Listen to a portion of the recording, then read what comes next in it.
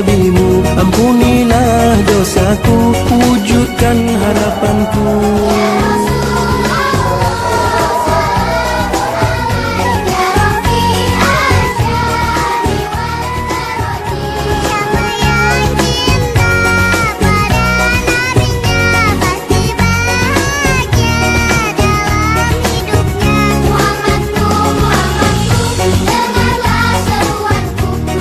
Namanya saya jadikan gerobak senyum.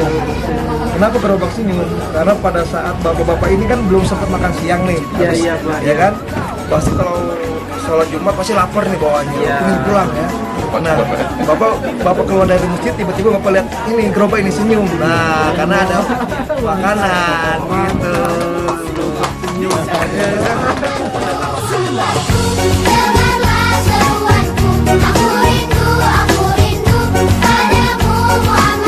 Kau ajarkan hidup ini untuk saling.